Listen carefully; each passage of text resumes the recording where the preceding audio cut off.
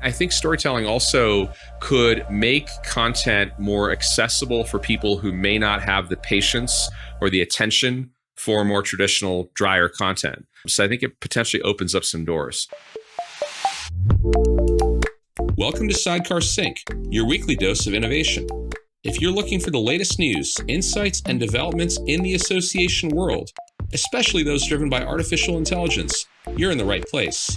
We cut through the noise to bring you the most relevant updates with a keen focus on how AI and other emerging technologies are shaping the future. No fluff, just facts and informed discussions. I'm Amith Nagarajan, chairman of Blue Cypress, and I'm your host. Greetings, everybody, and welcome back to another episode of the Sidecar Sync. It is exciting to be back with you as always, and we have a whole bunch of interesting topics at the intersection of artificial intelligence and associations for you today. My name is Amith Nagarajan. My name is Mallory Mejias. And we are your hosts. And before we jump into our three interesting topics for today, we're going to take a moment to hear a quick word from our sponsor. Today's sponsor is Sidecar's AI Learning Hub. The Learning Hub is your go-to place to sharpen your AI skills, ensuring you're keeping up with the latest in the AI space. With the AI Learning Hub, you'll get access to a library of lessons designed to the unique challenges and opportunities within associations, weekly live office hours with AI experts, and a community of fellow AI enthusiasts who are just as excited about learning AI as you are. Are you ready to future-proof your career? You can purchase 12-month access to the AI Learning Hub for $399. For more information, go to sidecarglobal.com/hub. Amith, how are you today? I'm doing really well. I'm enjoying my time up here in Utah. It's coming to a close fairly soon, and I'll be heading back to New Orleans where it's 1,000 degrees and 100% humidity. But I'm enjoying the last few days up here while they last. How about you? I'm doing pretty good myself. Really excited that Ascend 2nd edition is finally out on Amazon and available for a free download on the Sidecar website. Amith, I think it was just a couple months ago on this podcast, you said, we'll have that book done by end of July. And I remember thinking, ooh, I don't know. And I'm happy to report it is July 31st, the day we're recording this podcast, and the book is done. It is awesome, and congrats to you and the team and everyone who has contributed to the book across the Blue Cypress family, as well as our two awesome association leaders who are guest contributors, Liz from South Carolina CPAs and Alice from the Society of Actuaries. Both developed really great case studies that are in the book for the 2nd edition of Ascend. I'm really pumped about it, Mallory. I mean, it's got a whole bunch of new content. The book went from like 185 pages to 290, so it's definitely, been taking some HGH, I guess. So the book is ready to go. And I think it's going to be a really good guide for people to execute on AI projects and implementations. I think the 1st edition was just primarily about introducing a lot of these concepts to the market. And over the last 12 months in all of our work and all of the content we've produced on AI and associations, we've learned a ton, and we've realized there's certain use cases and certain topics deep within marketing, deep within education, deep within fundamental technology areas like vectors, for example, which we talk about on this podcast before. We've developed new chapters for each of those topics and others that have gone into the new edition of the book. So couldn't be more excited about it. And I'm really pumped about what the Sidecar team is going to do next in refreshing our AI Learning Hub to take advantage of all this new content in learning format too. Absolutely. I think, as you mentioned to me, those two case study chapters are maybe two of the chapters I'm most excited about from Liz and Alice. But I think we've also kind of revamped the marketing chapter. As you mentioned, we added a vector chapter. There's a new chapter on agents. We kept a lot of the content, but we also obviously updated a ton of the content now that the book is nearly 300 pages.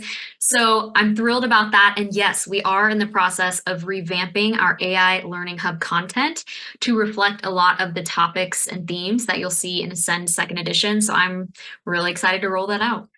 Well, you mentioned the tight timeline for delivery, and I think that's the key to what we do across all of the organizations in our family is, try to set very clear and very specific goals that are narrow, make a lot of difficult decisions at the planning phase each quarter to eliminate projects that are very much worthy things, but to narrow our focus and to set firm deadlines. And of course, we're pretty good at using AI. So we've used a hefty dose of AI to help us in creating Ascend. Ascend is all original ideas from the team at Sidecar and other companies within Blue Cypress, as well as our guest contributors. But we've heavily used AI to curate ideas, to edit, to help us brainstorm, and in some cases to write pieces of copy or to transfer knowledge from one modality to another. For example, most of the work that I've done in the book is actually been in audio form, in either talking to ChatGPT and developing outlines interactively through the voice agent, or using Otter.ai, which is another tool that I love using, where I just walk around New Orleans and wherever I'm at and just talk to my phone and record things, and then take the transcript from that and summarize it, and on and on. So it's a great synthesis of human creativity and ideas with AI brainstorming, AI counterpositions in some cases, because we've asked the AI to say, what's wrong with this content? How can we improve it? And more with the frontier models, we've talked about how, for example, Claude 3.5 Sonnet seems to be more intelligent, right? And so I know, Mallory, you were working with that particular tool with the book and getting some interesting feedback to help us more critically edit and improve our content. Absolutely. And as you mentioned, using it truly as a brainstorming assistant, as an editor for my own work. I'm curious, Amith, I know you wrote the Open Garden Organization book. Was it 2018 that you released that? Yeah, it was published in 2018, yes. How long did that take you compared to first edition of Ascend? And then we probably beat some records with the second edition as well. Yeah, things keep going faster. So the first book that I wrote for this market, the Open Garden Organization, I published, I think it was early 2018. I spent a solid 2 years on that. I mean, I didn't work full time on it, but it took me 2 years to get it done. And I hired a third-party company and paid them a good bit of money to actually do a bit of the copywriting for me. So I would speak to them, and they would transcribe my ideas, send me drafts of chapters, I would edit them. And that's how that first book got done. And that book, by the way, we talk about Open Garden in Ascend because it's super relevant. We talk in Open Garden about this idea of opening up your resources and having a new perspective as an association to be inclusive of not just your core audience, but other audiences that are adjacent or perhaps even disconnected from your traditional core, because that opens up your total addressable market. And there's a lot of other ideas in that book that are super relevant in an AI-driven world. But to your point, that took me 2 years, a lot of dollars, external company, a lot of humans. And that was, really pre-AI in the context of tools that were practical to use in that context. And comparatively, we started the Ascend project in edition 1 in January of 2023, I believe, and we published that in June. So it was about a 6-month project. Again, not a full-time effort for any individual. I put quite a bit of effort into that. I don't know, maybe 200-300 hours of my time personally over the course of 6 months. It was a pretty big effort. And then, with Ascend second edition, we've been working on it ever since the first edition shipped, with all the content we create at Sidecar, all the talks we give, all of the webinars that we deliver, the custom, delivery of education we do with a lot of associations as partners when we deliver education for their members and so forth. But ultimately, I think what the work itself, we did probably in about 3 months, start to finish, in that range, or you said 2 months earlier, and, and probably fewer hours. I mean, certainly on my end, there were fewer hours. I probably put 100 hours into this edition is my guess. Yeah, and I guess you're right. In a way, we have kind of been working on this one since the release of the first one. So it is hard to contextualize that amount, but we definitely churned it out, I would say, in a few months. Right. And we went through and redid basically the entire book. I mean, it's the second edition, but it's completely refreshed. One of the things we changed is, in the first edition, we were playing around with an experimental idea of using a business fable format where we said, hey, let's actually chart the course of a fictional character who's going through a transformative change in her association as the newly appointed CEO of the Society of Really Good Accountants, which was a fun name. And we loved the concept. And the idea was, I'd say 3/4 baked in the first edition of Ascend. It received some pretty positive feedback, but also some criticism about being somewhat disjointed disjointed. And we decided actually to dispense with that concept for this particular edition. Maybe, we'll bring that back in the future, but the idea was one that we didn't feel was fully formed for the second edition. So even though we removed quite a bit of content from there, we reworked the order of the topics. Mallory, that was a really heavy lift by you, where you looked at it and said, hey, this doesn't really make sense in the order that was originally presented. So you reworked pretty much the entire flow of the book, which was awesome. And sometimes when you're in something, looking at it over and over again, you're like, yeah, of course this makes sense. But then, you were looking at it with a fresher set of eyes than mine, and you came back and said, yeah, actually this makes much more sense in this other order. And I think you maybe had a little bit of help with that revised outline from, was that ChatGPT or was that also Sonnet 3.5? That was Sonnet 3.5. I had an idea. I think we both had the idea of wanting to break up the book into sections, kind of like a choose your own adventure. I think you were the one that coined that phrase in relation to this book, Amith, but I did use Claude 3.5 Sonnet. I gave it the book, the original, and said, what do you think about this? If we're trying to divide it into sections, what do you suggest? I didn't take that feedback flat out and use it. I worked with it a little bit and kind of put my own spin, but it was indeed a heavy lift, but honestly, not for the reasons you might think. Just working in a Word document that was, I want to say at its peak, like 400 something pages. It was honestly just more complicated to copy and paste things everywhere. But once we locked that in, it seemed like the rest of the book flowed seamlessly. For sure. And, it's interesting because I think this behind the scenes, how Ascend second edition came together, hopefully will be instructive and interesting for a lot of our listeners and viewers on YouTube, which, by the way, if you listen to us on audio only, we do have a YouTube channel, which is growing rapidly in popularity. So please check that out. But I think the key to it is we are ourselves very much not only users of these tools, but trying to find new ways to get really, more out of each squeeze. And the key to what we're saying here isn't so much that, we're using it for copywriting. There's a little bit of that, but more than anything, we have an abundance of ideas across our ecosystem at Sidecar, across, Digital Now, all these other things that we do. And we certainly are open-minded to ideas that come from AI as well as anything else. But a lot of the way we're using AI is editing and brainstorming and collaboration. And so there's really this human AI partnership that's happening that has dramatically accelerated a significant work like the Ascend book, but it's different than what a lot of people think. Some people might say, oh, you used AI for the book, so what'd you do? You just typed into a ChatGPT prompt, I want a book on artificial intelligence for associations. And you know what? You can get something out of that type of a prompt. It may not be that great. It might be okay. It's increasingly better, but we feel the value we create is where we can connect our listeners and our readers to our experiences and our thoughts in this market and how to apply these technologies. But then AI certainly is a great assist in accelerating that. And also, like we were just talking about, enhancing the quality of the work. So in any event, I'm super excited about this release. As Mallory said, the book is available for free download, sidecarglobal.com/AI. That is a totally free download. It's a PDF. We encourage you to download it and share it with anyone and everyone that you would like to. There's no IP rights or issues. Our goal is to share this with as many people as we can to help them. And it is available in print on and Kindle format on the Amazon store. We do plan, by the way, to create an audiobook. We're investigating the steps to do that right now. We may actually hire a human person to do that, but we're very likely to use AI. 11 Labs actually has a service that will take a transcript like Ascend and convert it into an audiobook. So we're looking into that as well. So more to come on that front, because a lot of listeners like to listen to their books instead of just reading them. So that'll be something we'll be doing soon. Yeah. Or watch on YouTube, whatever your preference. We'll figure out a way to get Ascend in that medium. Today, we're excited to cover several exciting topics, as Amith said earlier. First, we're talking about Lumi, a brand new startup storytelling AI platform. Then we'll be talking about Google DeepMind's mathematical AI models. And finally, this will be interesting, we're talking about deepfakes in politics. Very timely conversation. So first and foremost, Lumi. Colin Kaepernick, the former NFL quarterback and civil rights activist, has launched a new AI-driven startup named Lumi. This platform is designed to empower creators, particularly those interested in producing comics and graphic novels, by leveraging AI to streamline the storytelling and publishing process. Lumi aims to democratize storytelling by providing tools that help creators develop, illustrate, publish, and monetize their ideas.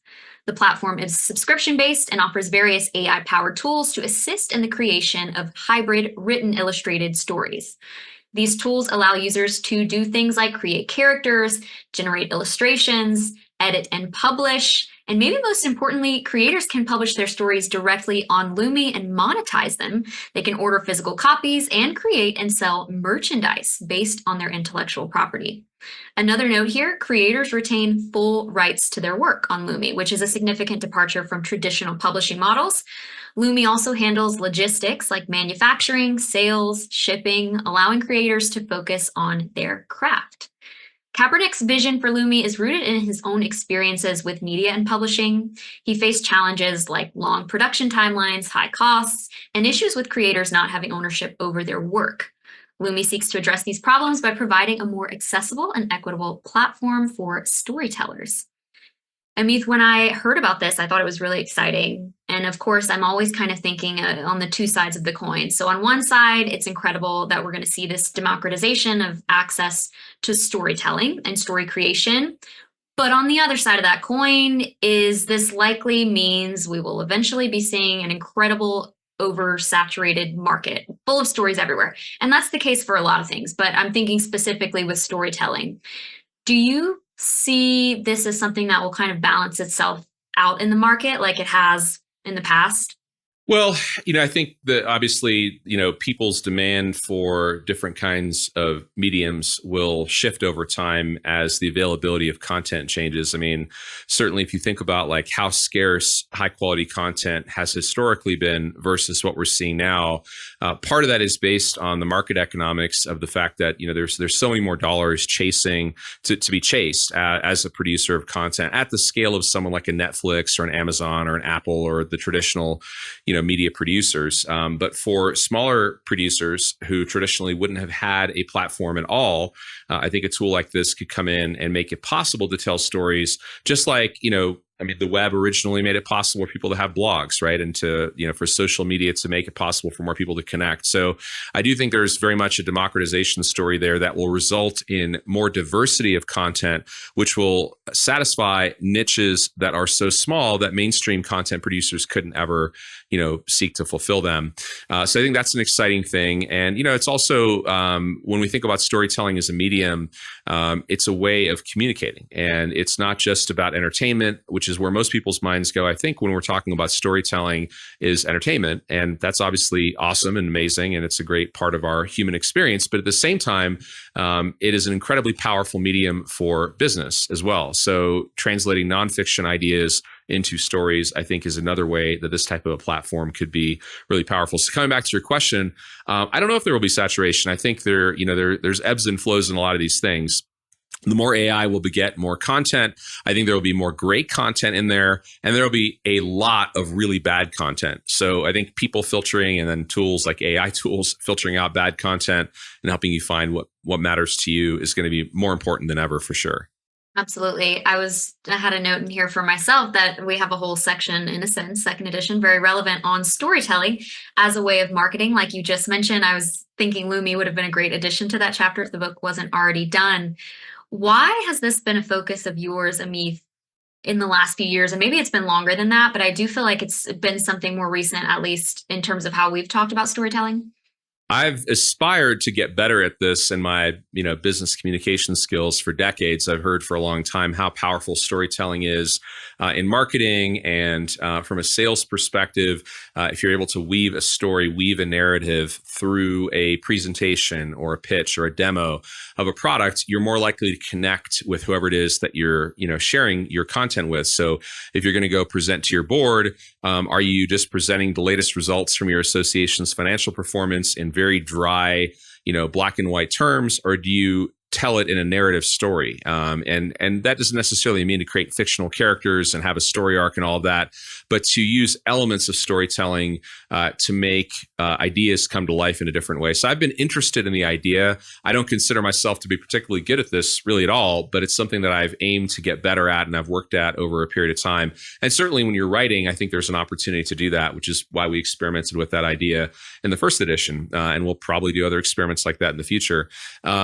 to me, ultimately, I think the question is like, when you think about an association and what it's trying to do in connecting with people and, in many cases convey critical information to those people about things that are happening in their profession or their sector, storytelling, I think perhaps could play a role. And I'm actually certain it could play a role. And I think storytelling also could make content more accessible for people who may not have the patience or the attention for more traditional, drier content. So I think it potentially opens up some doors. So that's what comes to mind and why I've been focused on it overall for a period of time.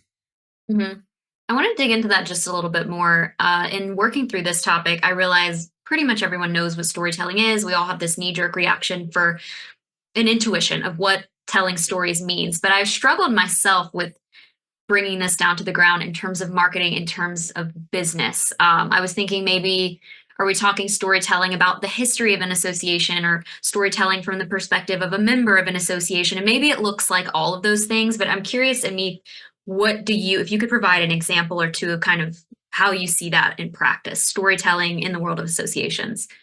I mean, I think a lot of it comes down to like, what do people actually do in their life? Like if, you go to an association's conference and you listen to a keynote or you listen to sessions present, and, sometimes they're super interesting. Sometimes there's story arcs in what people are presenting. A lot of times when people say, oh, my favorite speaker was so-and-so, a lot of times it's because that person actually used a story arc in the way they presented their content, or they told personal stories that really illustrated key points. But what do people do once those sessions are over and they're at the lunch or they're at the cocktail hour? A lot of times they're just, they're connecting with other people and they're telling stories. They're telling stories from their lives. They're telling stories from their business.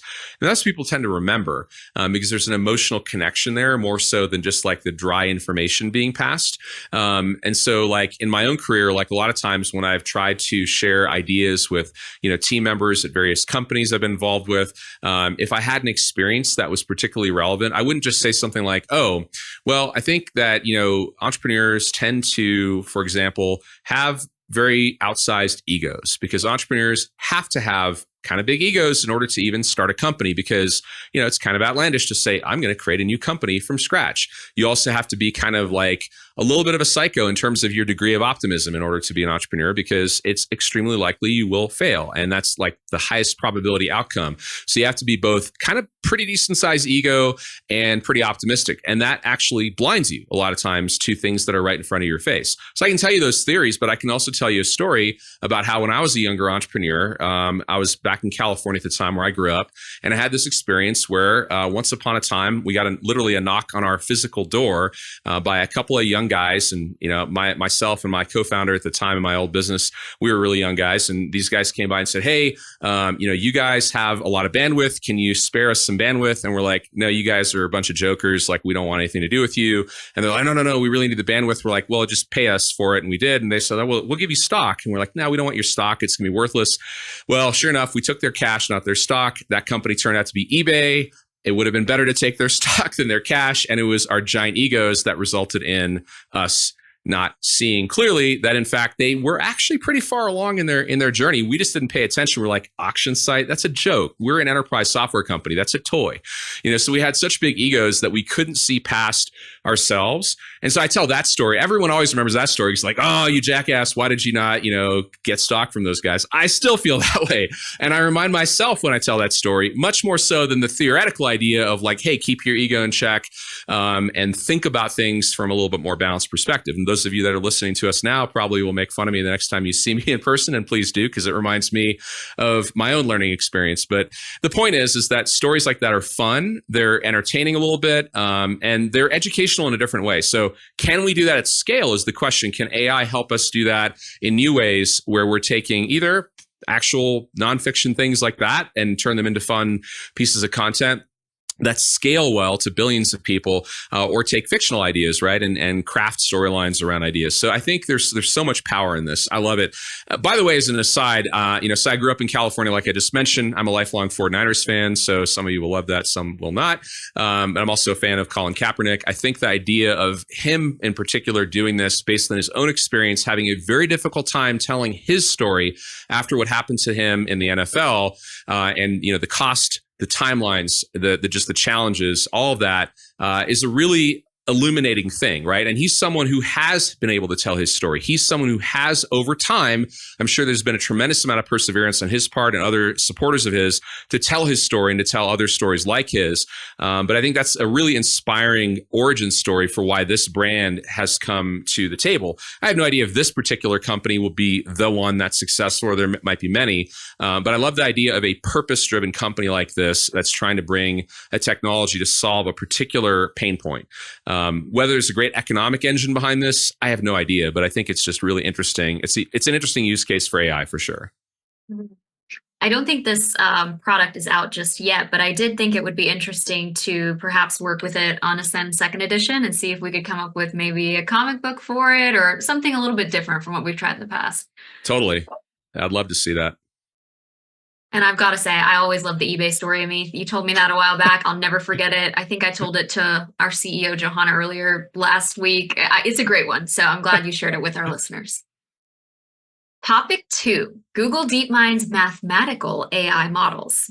Google DeepMind developed models capable of solving complex mathematical problems at a level comparable to top human contestants in the International Mathematical Olympiad, or the IMO. The AI systems named AlphaProof and Alpha Geometry 2 have demonstrated remarkable capabilities in mathematical reasoning and problem solving. Together, these two models solved 4 out of 6 problems at the IMO, earning a score of 28 out of 42 points, which may not sound so good at a glance, but this score is equivalent to a silver medal, just 1 point shy of the gold medal threshold. The AI system solved problems in algebra, number theory, and geometry, but did not solve the combinatorics problems. I had to look that up. That's the mathematics of counting and arranging, think permutations and combinations in math. To give you an overview, AlphaProof, the first model, focuses on formal mathematical reasoning. It combines reinforcement learning with the Gemini language model and AlphaZero, the other, a different model. It solved 2 algebra problems and 1 number theory problem, including the most difficult problem of the competition. And then Alpha Geometry is designed, of course, to tackle geometric problems. It integrates LLMs with symbolic AI using a neuro-symbolic approach, and it successfully solved the geometry problem.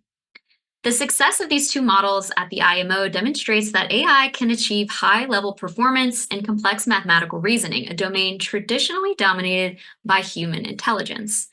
So this one for me was pretty interesting, Amith, because we all know AI has not achieved reasoning just yet. That'll be a really big day on this podcast when that does finally occur.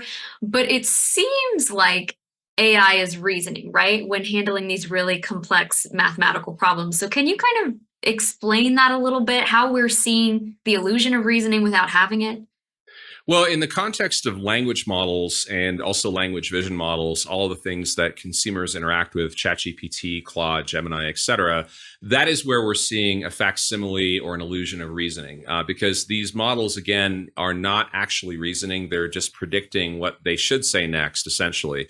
And we've covered that in our fundamentals of AI 1 and 2 pods and videos in YouTube. And the idea basically is simple. It's that these models are complex statistical programs, essentially, that just guess the next word, right? But with high levels of accuracy, and that's why they're so good.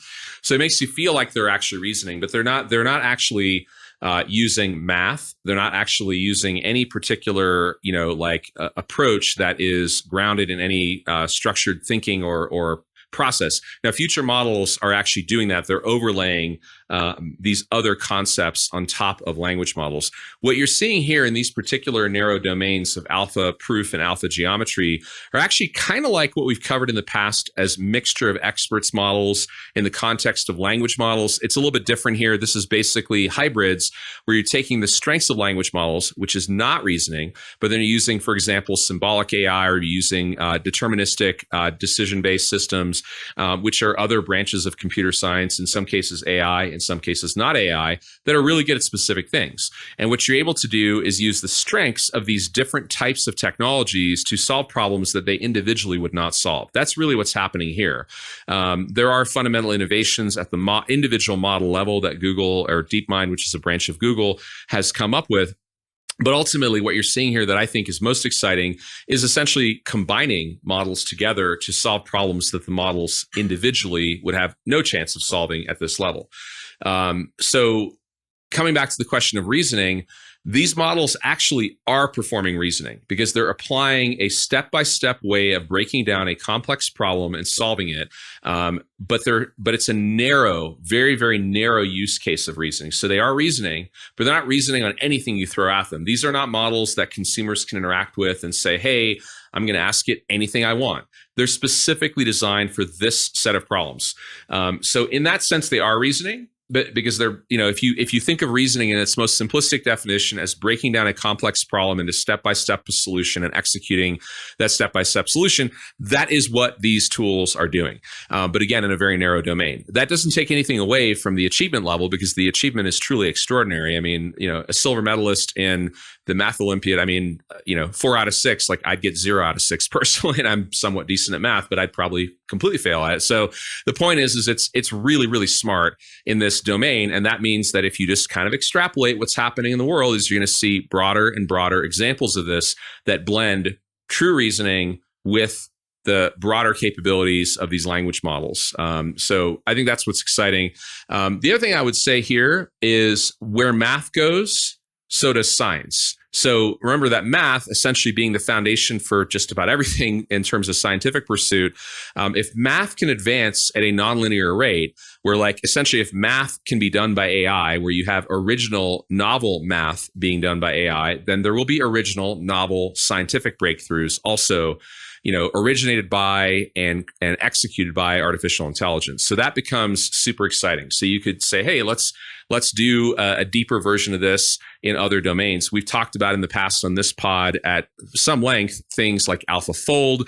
We've talked about weather models. We've talked about models in other domains. And so like in material science, for example, you're going to see this type of capability explode those other kinds of scientific models, further in terms of their ability to solve novel problems. So that I find super, super exciting.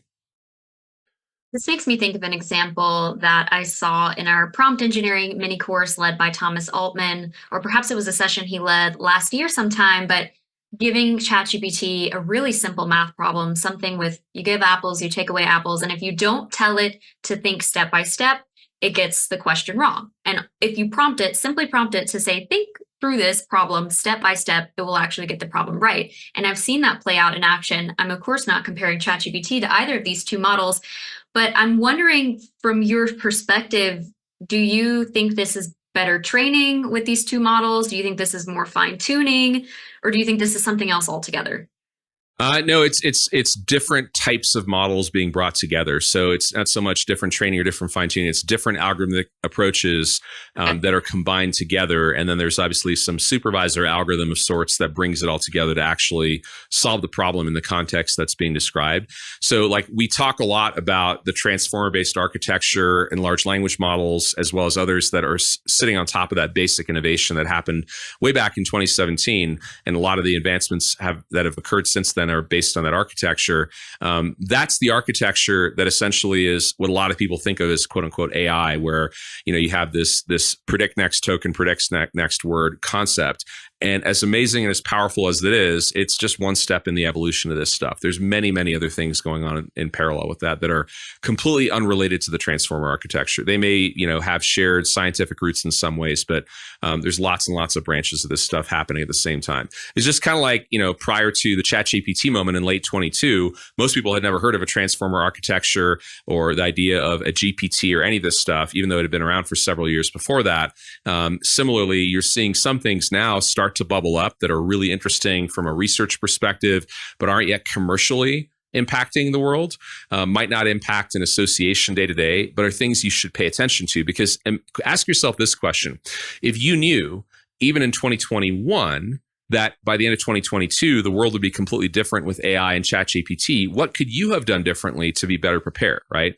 So similarly here, we know that some of these innovations by next year, the year after, are going to have, once again, radical impacts on our world.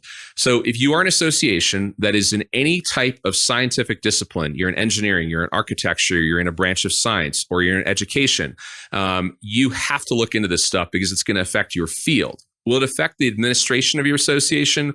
Maybe to some extent, because just generally the AI will become smarter and more capable of reasoning, because these kinds of mathematical models will actually make their way into consumer models over time as essentially accessory models, if you will, to the main model. So something like a GPT-4o may ship in its next release with a whole bunch of co-processors. In fact, that's how computer architectures have worked for a long time, where you have something like your central processing unit, your CPU, which is the main brain that runs your computer. But then, quite a few years ago, we started getting co-processors, the most famous of which is the GPU, which is now powering AI, but it's really good at graphics. And so you're going to have that happen with AI as well. It's not going to be a one-size-fits-all thing. And again, going back to like the association context, it means the models are going to have more power for your business as well. But in your domain, you have to, maybe you're not the world's greatest expert in the content of your domain within the staff of your association, but you have to be aware of this stuff. So at a fundamental level, that's the most important thing to be knowledgeable about and to follow it. And I think it's just fundamentally interesting in terms of where it will take these models within 12, 24, certainly 36 months. So you think what's most impressive about this topic for today is the fact that we have multiple AI models working together to give us a really narrow sense of reasoning kind of in this one domain of math. Think about it maybe a little bit more abstractly, because the math part is cool, the science part is cool, but think about it a little more abstractly. If all I can do is use everything I've ever read, listened to, watched, or heard to predict what should come next, kind of definitionally, I can't really create something new. All I'm doing is predicting what should come next based on what I've been trained on, right? So as a human being, everything I've read, everything I've seen, everything I've smelled, etc., all of that collectively gets somehow stored in my brain, whatever I've retained, and that's going to inform my thinking in terms of what's next. If that's all I could do, right? If all I could do is predict the next token, which sometimes that's exactly what I do. But the point is that we can create new things that aren't necessarily based on our training data, if you will. They're based on ideas or based on logic or based on knowing certain fundamental ideas of how can you reason through solving a novel problem. How do you take flight, right? How do you put a man on the moon? How do you create a vaccine, right? These are all things that are novel breakthroughs. Or, how do you solve problems in economics, or, whatever it is that you're doing? How do you come up with the idea for a story that you want to write? These are not necessarily based on your training data. Of course, your training data influences it, but it's not so much that you're predicting what's next based on what's come before. So these other models that are out there that are capable of applying true reasoning, where they have the definition of a problem and they're able to break it down into components and come up with a novel solution.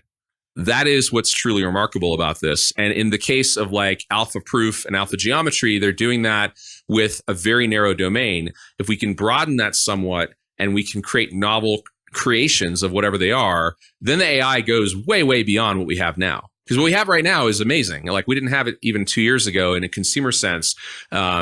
It's powerful, but being able to create new things from scratch that aren't necessarily, the natural extensions of what happened before is what gets me excited. That makes a ton of sense. Do you think the path to AI reasoning is seeing more kind of narrow use cases of it pop up across the sphere until they all kind of merge into one? Or do you think we'll just suddenly have general reasoning? The generalization is the hard part that I think no one has, that I know of at the moment. There is no leading theory that looks like it's going to be the ticket to generalization of knowledge. So that's what we do, right? Like, we have an experience and we generalize it to something else. Early this morning, I was out here on the lake near my house in Utah, and I was doing this thing called e-foiling, which I think we've talked about before. It's one of the fun things I love to do when the weather's a little bit warmer. And a friend of mine was out there with me, and he brought his 11-year-old, which was super fun. So his 11-year-old went out for his first e-foiling session this morning. And this kid, of course, he'd never been on an e-foil. He's never surfed either, but he has skateboarded. And so I'm like, oh, okay, well, tell me about that. And I actually don't have any experience of skateboarding other than like falling on my face a few times when I was a kid and then deciding I didn't want to do that anymore. So, but I tried to relate to them like, okay, well, just pretend you're on a skateboard and figure it out, is what I told him before he went out there. And of course, he's 11, has no fear, and is a very athletic kid. So he figured it out. And within 5 minutes, he was like, cruising around. It was pretty cool.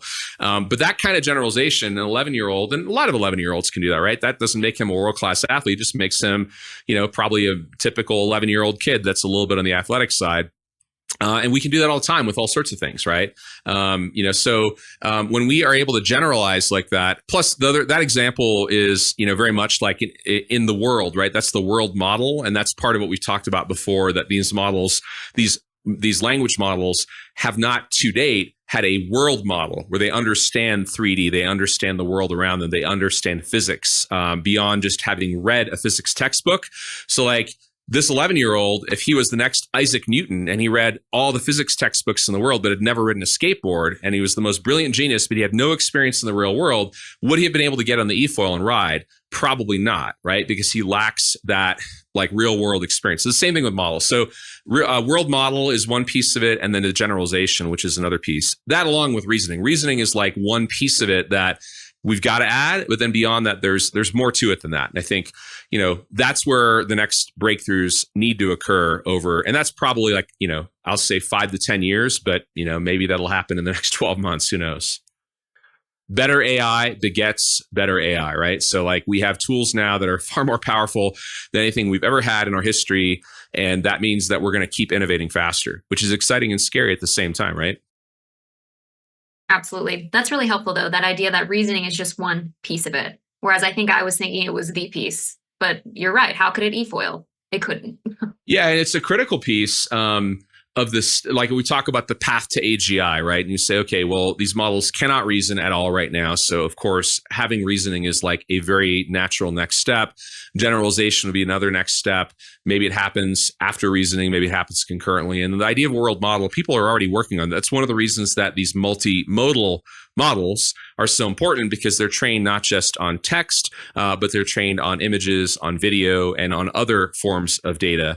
And that's actually one of the reasons a lot of people look at companies like Tesla and say, hey, they have a really interesting advantage with respect to AI because they have trillions of hours of training video that no one else in the world has from real world physics happening on the road. Well, speaking of Tesla, Amith, in our next topic, we're actually talking about Elon Musk in regards to deepfakes in politics. You all may have seen this in the news recently, but Elon Musk faced some criticism for sharing a deepfake video of Vice President Kamala Harris on his social media platform X, formerly Twitter. The video, which was originally posted by a podcaster and labeled as a parody, was manipulated to make it appear as though Harris was making derogatory remarks about President Joe Biden and herself. I, Kamala Harris, am your Democrat candidate for president because Joe Biden finally exposed his senility at the debate. Thanks, Joe.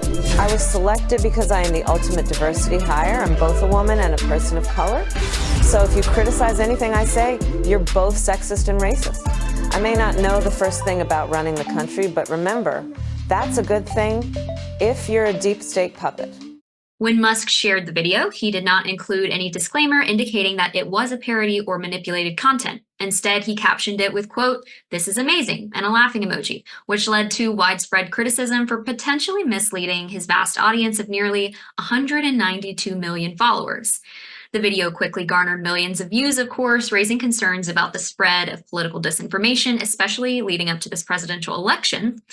Critics pointed out that Musk's actions appear to violate X's own policies, which prohibit sharing synthetic, manipulated, or out-of-context media that could deceive or confuse people and lead to harm. Musk defended his actions by asserting that parody is legal in America.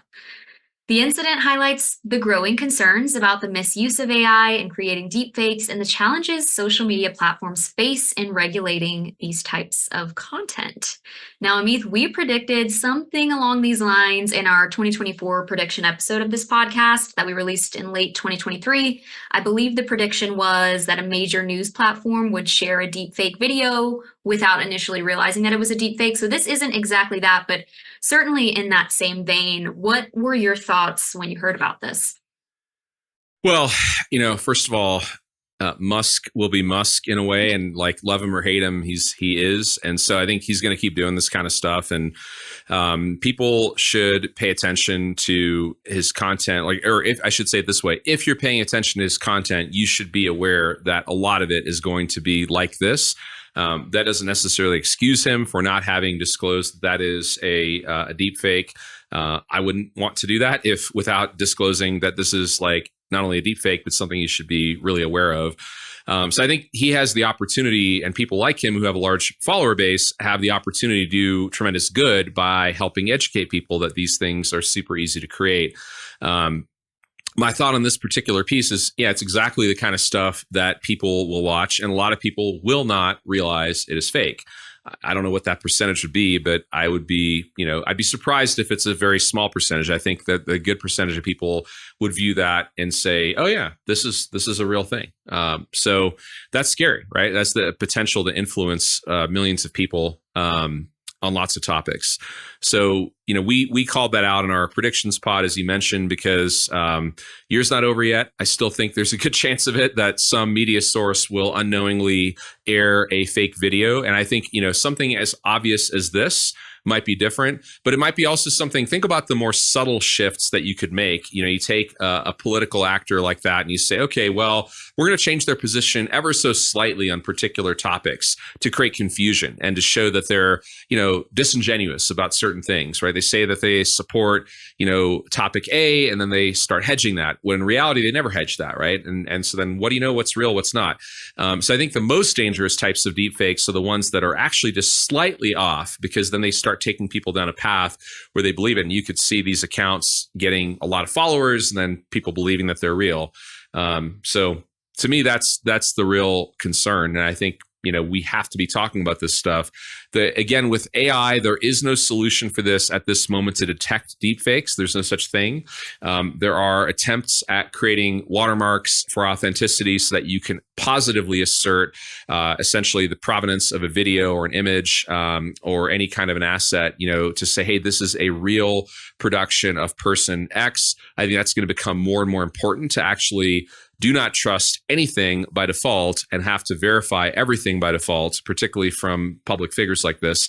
To me, that's probably the most realistic solution. Maybe that's a blockchain-based solution. Maybe it's something else. But AI is not able to just automatically detect deepfakes for you. So don't assume what you have coming to you over the air, through cable, through streaming, or on your device is real. And that's a sad state of affairs, perhaps, in some ways, but I think that's the only way you can really approach it, is to have that very high degree of skepticism. I suppose it's part of our due diligence as humans on this earth now to be really critical of the information and the news we're consuming. It definitely seems overwhelming to kind of have to think potentially everything that we see may not be legitimate, but I think you're right. Until we have a solution, which we don't right now, that's probably how we have to move through life. Yeah, I mean, I think that there will be solutions. It's the cat and mouse game, or the move counter move thing, where, to the extent that these tools, there will always be tools that are somewhat better than what people are able to detect. Depending on your level of commitment and resources, you can stay just slightly ahead and, try to scam people. That's been going on for a long, long time across a lot of domains, well preceding the internet and digital-based approaches like this. And this is just the latest variety of it. It's just, an AI-powered version of scamming like this is super, super scary. I think there's also hyper-personalized such deepfakes that you have to be aware of. It's not just political motives to influence elections, which are obviously problematic enough, but it's getting a fake phone call from a loved one that's telling you they're in trouble and they need you to send money in order to help them out. How do you address that? Well, you have to be prepared for it. You probably need to talk to your family, certainly talk to your colleagues at business, maybe set up some old school, like rotating codes that you and only you would know that are not even anywhere on a computer. They're just like handwritten by people. And you use those as like monthly rotating codes to verify your authenticity, right? Of course, that can be hacked too. That can be guessed, predicted, because we're all very predictable machines as people. So, but it's better than nothing, right? So there's a lot to unpack here in terms of what to do about it. So, in a way, like Musk's action, I don't think this was his intention, but like creating a big controversy out of this ultimately, hopefully creates a lot of noise that people can't ignore, that, hey, there's this thing out here that you have to pay attention to. Like, I don't think he thought 8 steps ahead like that. I think he just shared it because he felt like it. And that's what he did, right? But like when someone with that kind of a followership does that, and then it gets people figure that out, I think hopefully it's increasing awareness as a byproduct of that action. We can all agree on this podcast that deepfakes in politics pretty much bad across the board. Deepfakes with scams, of course, bad. Deepfakes of loved ones. I think something that is interesting to consider, though, is that the word itself, deepfake, has a negative connotation. You hear that word and you don't often think, ooh, like all the positive use cases of deepfakes. But it was on one of our monthly Intro to AI webinars that we had someone ask us about HeyGen, which is a tool where you can create an AI avatar of yourself. And they asked, are you deepfaking yourself? And I had to think about it for a second because, again, my mind went to the thought of, no, deepfakes are bad. We're not doing that. But Thomas confirmed, yes, we are deepfaking ourselves. And it got me thinking, Amith, to look at this from a different angle, perhaps. I know you and I have talked about the use case of creating an AI avatar of yourself and being able to send one-to-one personalized videos from you to a member, for example. Totally. Do you think it's always best practice to disclose that when you're doing such a thing? I think you're getting into kind of the little bit of subjectivity there in terms of what's best practice. I personally believe it's a good idea to disclose something that's not, human created versus AI assisted or AI created, so like in the context of Ascend, right? We talk all the time about it. And of course, it's the perfect place to showcase how to use AI. But I think it's really important to disclose that. That's my personal opinion. I don't know that, that's the right answer for everyone in all contexts. But, there are a lot of places where, and deepfake, just to break down that term, the fake part is probably obvious. I mean, all this stuff is fake because it's not authentic human created content. And then the deep part just comes from deep neural networks, which is the technology all this stuff is based on and has been for about 12 years now or 13 years. So there's really nothing meaningful in that term other than that's been the term of art in the popular consciousness. But yes, we're deepfaking ourselves when we use an AI avatar, when we use AI video editing. All of that is in that category. And so you can use it to improve your content. You can use it to hyper-personalize content. So sending that one-to-one video that you just described. One other thing, actually, just going back to the realm of politics real quick, is that, people think, oh, the deepfake is going to be used by an opponent or a state actor that wants to influence the election to essentially undermine a particular candidate. And that might be the most initial, blunt force trauma, simplistic way of trying to kill off the candidate or whatever, right? It's like this most obvious thing. And some people who are influenced by that, it's probably a lot of people, it might work. It might work for a while. But what about what we said earlier, like the more subtle attacks where you're shifting someone's perspective ever so slightly over time? Or, a different use of it is, let's say you have a candidate that is not doing well because, let's say, they're aging and they're having a hard time presenting themselves well, but they don't want to be perceived that way. And so they use deepfake technology to take, a highly coherent, wonderfully orated, beautiful message to the public and say, this is me debating someone, this is me speaking, right?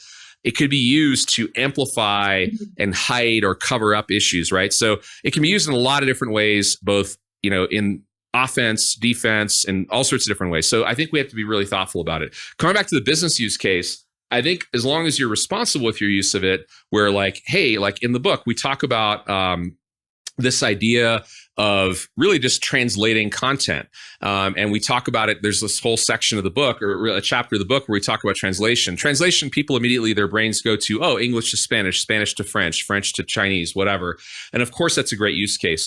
But what about translating in this context, right? Taking something from a message that was maybe tailored to, an experienced professional group, and now we want to tailor that content to an emerging young leaders group, people who are right out of college, and they use maybe not a different language, but they perhaps communicate differently in some ways, right? I could certainly relate to that with teenagers at home. So I guess the point would be there's lots of ways of leveraging this content for this technology for good and creating content that serves.